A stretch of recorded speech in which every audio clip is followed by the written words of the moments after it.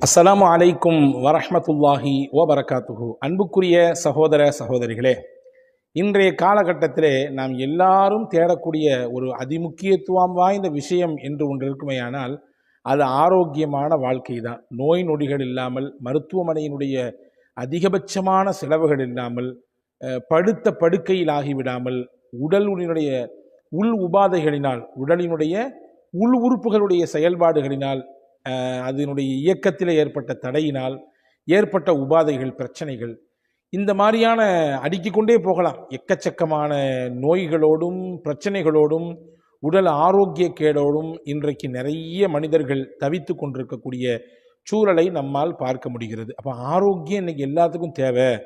எல்லாரும் துவா செய்ய சொல்கிறார்கள், ஆரோக்கியத்துக்காண்டி துவா செய்யுங்க, இந்தந்த மாதிரி நோய் இருக்குது, இந்த மாதிரி கஷ்டத்தில் இருக்கேன், என் மருத்துவ செலவு இவ்வளோ இருக்குது என்றெல்லாம் நான் சில விஷயங்களை கேள்விப்படுகிறேன்.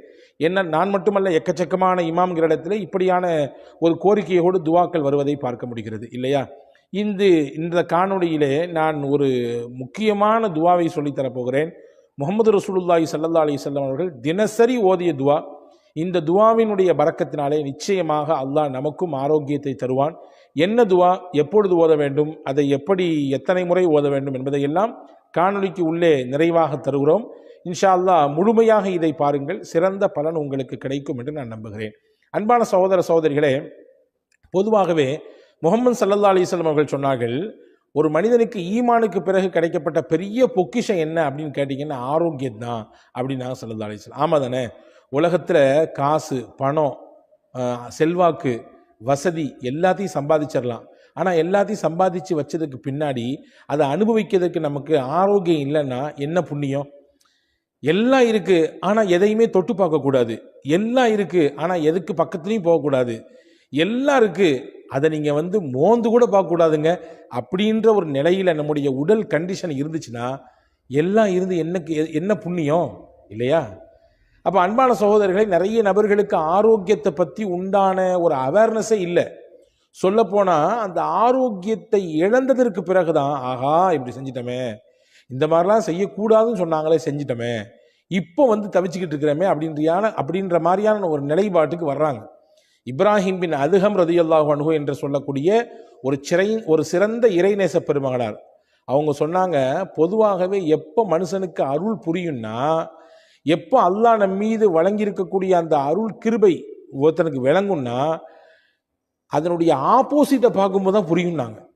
ஒரு விஷயத்தினுடைய ஆப்போசிட்டை பார்த்தா தான் உனக்கு அல்லாஹ் எவ்வளோ பெரிய கிஃப்டை கொடுத்துருக்கான், எவ்வளோ பெரிய சிறப்பை கொடுத்துருக்கான், எவ்வளோ பெரிய அருளை நீ சுவைச்சிக்கிட்டு இருக்கன்றது புரியும். உதாரணமாக சொல்கிறேனே, வெயிலில் நின்னாதான் அதுக்கு நேர் ஆப்போசிட் என்ன, நிழலினுடைய அருமை தெரியும் இல்லையா? கோடை காலத்துக்கு வந்தாதான் மழையினுடைய அருமை நம்மிலே பலருக்கு தெரிகிறது இல்லையா? அதே மாதிரி இழப்புக்கு வந்தாதான், இழப்பின் சமயத்தில் தான் நம்ம லாபகமாக இருக்கும் பொழுது ஏற்பட்ட நிலைப்பாட்டினுடைய உண்மைத்தன்மை நிறைய நபர்களுக்கு புரிய வருது. அதே மாதிரி தான் நோயினுடைய வாசலுக்கு வந்தாதான் ஆரோக்கியத்தினுடைய அந்த விலை மதிப்பற்ற சூழல் நமக்கு புரிகிறது. எனவே அன்பான சகோதரர்களே, நாம் ஆரோக்கியத்தை இழந்து விட்டோமே, இப்படி ஒரு நோயில் இருக்கிறோமே, இப்படியான ஒரு மருத்துவ செலவோடு டெய்லி கடந்து போராடிட்டு இருக்கிறோமே, இதுக்கெல்லாம் ஒரு விடிவு காலமே வராதா? இதுக்கெல்லாம் நமக்கு ஒரு சரியான ரூட்டே கிடைக்காதா என்பன போன்ற அந்த அவநம்பிக்கையோடு இருப்பதை முதலில் நீங்கள் கைவிடுங்கள்.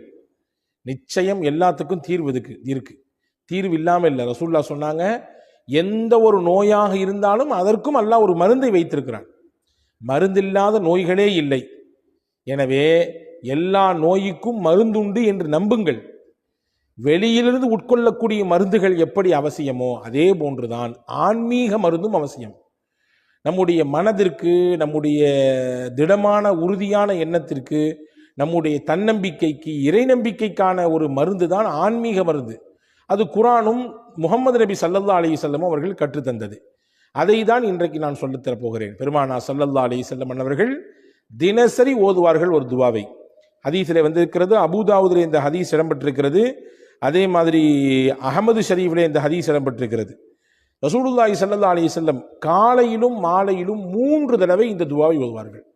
நீங்கள் கவனிச்சுக்கணும், நோயாளிகளாக இருக்கக்கூடியவங்களும் சரி, பிரச்சனையோடு இருக்கிறேன், இந்த மாதிரியான ஒரு அறுவை சிகிச்சை இருக்குது, அல்லது இந்த குறிப்பிட்ட நோயில் நாள்பட்ட நோயில் நான் கடந்து நொந்துக்கிட்டு இருக்கிறேன், வலியோடும் வேதனையோடும் புறக்கணிப்புகளோடும், ரொம்ப பெரிய வலி அது.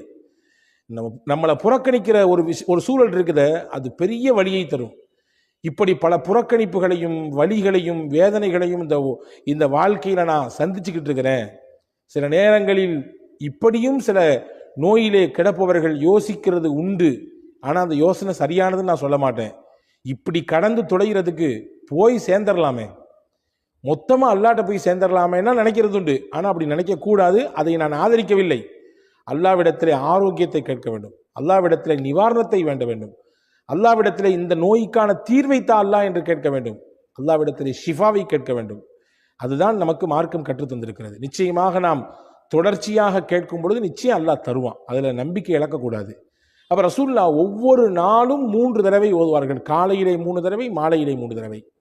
என்ன, யாரெல்லாம் ஓதலாம்? இதை ஆரோக்கியமாக இருக்கிறவங்களும் ஓதலாம்.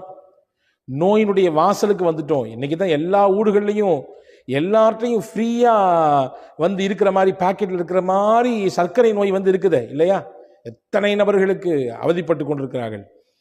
அதே மாதிரி தொடர் சிகிச்சைகள், சில நபர்கள் இப்படியான கஷ்டத்தில் இருக்கிறாங்க, டயாலிசிஸ் போன்ற தொடர் சிகிச்சையில் இருக்கிறாங்க. சில சகோதரர்கள் கேன்சர் போன்ற நோய்களுக்கு தொடர் சிகிச்சையில் இருக்கிறாங்க. சில சகோதரர்கள் இன்னும் சில சொல்ல முடியாத நோய்களுக்கு சிக்கி தவித்து அதனுடைய தொடர் மருத்துவத்தில் இருக்காங்க. மருத்துவம் செய்வது நம்முடைய பொறுப்பு, நம்ம செய்ய வேண்டிய விஷயம். அதே நேரத்தில் வல்ல அல்லாவிடத்தில் துஆ செய்வது நம்முடைய கடமை. எனவே நோயில் அகப்பட்டவர்களும் ஓதலாம். நோய்க்கு இப்பொழுதுதான் முகம் கொடுத்திருக்கிறோம், துவக்க நிலைமை இது அப்படின்ற இடத்துல இருக்கிறவங்க ஓதலாம். இளமையில் இருக்கக்கூடியவங்க, நோயெல்லாம் பெருசாக எனக்கு எதுவும் இல்லை, அல்ஹம்துலில்லாஹ் அல்லாஹ் நல்லா வச்சிருக்கான் அப்படின்ற நிலைமை இருக்கிறவங்களும் முன்கூட்டியே முன்னெச்சரிக்கையாக அல்லாவிடத்திலே ஆரோக்கியத்தை வேண்டி இந்த துஆ ஓதலாம். 3 தடவை ஓத வேண்டும். காலையில் 3 தடவை, மாலையில் 3 தடவை. ஸல்லல்லாஹு அலைஹி வஸல்லம் ஓதிருக்காங்க. என்ன துஆ அது? டிஸ்கிரிப்ஷன்லையும் கொடுக்குறோம், வாய்ப்பு இருந்தால் ஸ்கிரீனிலும் உங்களுக்கு அந்த துஆவை தருகிறோம். அல்லாஹும்ம ஆஃபினி ஃபீ பதனி, அல்லாஹும்ம ஆஃபினி ஃபீ சம்இ, அல்லாஹும்ம ஆஃபினி ஃபீ பஸரி, லா இலாஹ இல்லா அன்த. ரொம்ப அழகான துவா இது. யா அல்லாஹ், என்னுடைய உடலுக்கு நீ ஆரோக்கியத்தை கொடு. யா அல்லாஹ், என்னுடைய செவி புலனுக்கு நீ ஆரோக்கியத்தை கொடு. யா அல்லாஹ், என் பார்வை திறனுக்கு நீ ஆரோக்கியத்தை கொடு. உடல் என்று சொல்றாலே எல்லா மொத்த அவயங்களும் உள்ள அடங்கிடும். ஆனால் எக்ஸ்பெஷலி ரொம்ப முக்கியத்துவப்படுத்தி ரசூல் ஸல்லல்லாஹு அலைஹி வஸல்லம் செவியையும் பார்வையையும் என்ன செய்கிறாங்கன்னு சொன்னால் முன்னிலைப்படுத்துகிறாங்க. பொதுவாகவே இந்த ரெண்டும் மனிதனுடைய உறுப்புகளை ரொம்ப முக்கியமான உறுப்பு. பார்வை இருந்தால்தான் பலதை பார்க்க முடியும், செவித்திறன் இருந்தால்தான் பேசுவதை கேட்க முடியும். இந்த ரெண்டுமே ஒரு விஷயத்தை கிரகித்துக் கொள்வதற்கு, உள்வாங்கிக் கொள்வதற்கான மிக முக்கியமான அவயங்கள், மிக முக்கியமான உறுப்புகள். காலப்போக்கில் சில நேரங்களிலே சிலருக்கு இந்த உறுப்பின் செயல்பாடு முற்றிலுமாக அருந்து போயிடுது. காலப்போக்கில் சில நபருக்கு பார்வை இல்லாமல் போயிடுது. காலப்போக்கில் சில நபர்களுக்கு செவி புலன், அந்த கேட்கும் ஆற்றல், அந்த திறன் இல்லாமல் போயிடுது. எனவே அதை முக்கியத்துவம் படுத்தி ரசூல் ஸல்லல்லாஹு அலைஹி வஸல்லம், யா அல்லாஹ், என் உடம்புக்கு நீ ஆரோக்கியத்தை தரணும், என்னுடைய பார்வைக்கும் என்னுடைய செவி புலனுக்கும் நீ கொடுக்கணும்னு கேட்டாங்க. லா இலாஹ இல்லா அன்த, உன்னை தவிர வணங்குவதற்கு தகுதியானவன் யாருமே இல்லை. இந்த துஆவை ரசூலுல்லாஹ் என்ன செய்வாங்களாமா, டெய்லி காலையில் 3 தடவை ஓதுவாங்களாம், மாலையில் 3 தடவை ஓதுவாங்களாம். இந்த துஆவை பற்றி எழுதும் பொழுது பெருமக்கள் சொல்றாங்க, யார் இதே நம்பிக்கையோடு, ரசூலுல்லாஹ்வுடைய பரக்கத்தான நாவிலிருந்து வந்த துஆ இது, ரசூலுல்லாஹி ஸல்லல்லாஹு அலைஹி வஸல்லமுடைய திருநாவினால் தினசரி மொழியப்பட்ட ஓதப்பட்ட துஆ இது. அந்த நம்பிக்கையில், அந்த யகீனோடு எவர் ஒருவர் இந்த துஆவை தினசரி 3 முறை, காலையிலும் 3 முறை, மாலையிலும் ஓதி வருகிறாரோ, நிச்சயமாக அல்லாஹ் அவருக்கு ஏற்படுத்தி இருக்கக்கூடிய அந்த சுகவீனத்திலிருந்து மாற்றத்தை தருவான். அவருக்கு ஏற்பட்டு போயிருக்கக்கூடிய ஆரோக்கிய கேடிலிருந்து அவர் வெளியே வருவார். எதிர்காலத்தில் அவருக்கு ஒரு ஆரோக்கிய கேடு அல்லது உடல் சுகவீனம் அல்லது இந்தந்த மாதிரியான ஆரோக்கியத்தில் பிரச்சனை என்று இருக்குமே ஆனாலும் கூட இந்த துஆவின் பரக்கத்தை கொண்டு வல்ல அல்லாஹ் அதையும் தடுப்பதற்கு வல்லமை மிக்கவன் என்று எழுதுகிறாங்க. எனவே அன்பான சகோதரர்களே, அருமை சகோதரிகளே, தாய்மார்களே, இந்த துஆவை நீங்கள் எழுதி எடுத்துக்கொள்ளுங்கள். ரொம்ப ஷார்ட்டான துவா தான், சிம்பிளான துவா தான். மனநமிட்டு கண்டிப்பாக ஓதி வருங்கள். எவ்வளவு பெரிய நோயாக இருந்தாலும், எவ்வளவு நாள்பட்ட வியாதியாக இருந்தாலும், படுக்கையில் கிடக்கக்கூடிய அடுத்தவர்களுடைய உதவியை தேடித்தான் இருக்க வேண்டும் என்ற நிலையில் இருக்கிற நோயாக இருந்தாலும் நிச்சயமாக அல்லாஹ் மாற்றுவதற்கு வல்லமை மிக்கவன். ஒரு விஷயத்தை மட்டும் நீங்கள் ஞாபகத்தில் வச்சுக்கணும். ஐயூப் அலைஹிஸ்ஸலாம் படுத்த படுக்கையாக இருந்தார்கள். படுத்த படுக்கையாக இருந்தாங்க. பல்லாண்டுகள் இருந்தார்கள். அவங்களுடைய உடம்பிலிருந்து அப்படியே புழுக்கள் வெளியாகும்.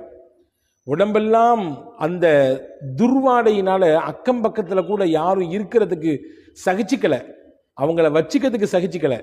ஊரை விட்டு வெளியே அனுப்பிட்டாங்க. அவுட்டரில் போய் நீங்கள் இருங்கன்னு சொன்னாங்க.